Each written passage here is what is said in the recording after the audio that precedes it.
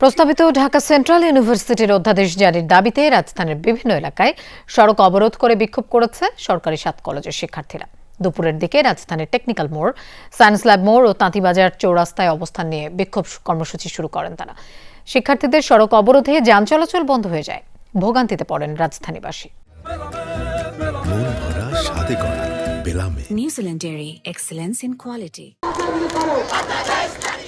বুধবার সকালে পূর্ব ঘোষণা অনুযায়ী প্রস্তাবিত ঢাকা সেন্ট্রাল ইউনিভার্সিটি অধ্যাদেশ জারির দাবিতে ঢাকার গুরুত্বপূর্ণ 3টি সড়কের মোড়ে অবস্থান নেন 7 কলেজের শিক্ষার্থীরা। শুরুতে গাবতলী রোডের টেকনিক্যাল মোড় অবরোধ করে বিক্ষোভ শুরু করেন সরকারি বাংলা কলেজ ও তিতুমির কলেজের শিক্ষার্থীরা। কাছাকাছি সময়ে সায়েন্স ল্যাব মোড়ে জড়ো হতে থাকেন ঢাকা কলেজ, ইডেন কলেজ ও বদরুন্নেসা কলেজের শিক্ষার্থীরা। তাঁতিবাজার চৌরাস্তায় যান চলাচল বন্ধ করে অবস্থান নেন কবি নজরুল ও শহীদ সোহরাওয়ার্দী কলেজের শিক্ষার্থীরা। শিক্ষার্থীদের অভিযোগ, সরকারের একটি কুচক্রী মহলের কারণে বারবার পিছিয়ে যাচ্ছে অধ্যাদেশ জারির কার্যক্রম। বৃহস্পতিবার উপদেষ্টা পরিষদের সভায় ঢাকা সেন্ট্রাল ইউনিভার্সিটির অধ্যাদেশ জারির দাবি জানায় শিক্ষার্থীরা।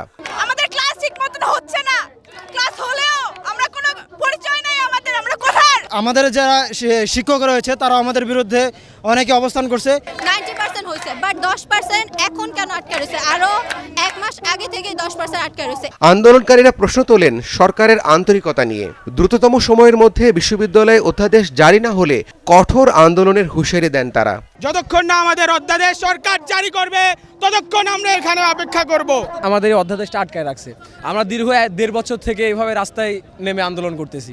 আমরা তো রাস্তাতে থাকতে চাই না। রাস্তা ছেড়ে শিক্ষা প্রতিষ্ঠানে ফিরে যেতে শিক্ষার্থীদের অনুরোধ করে পুলিশ।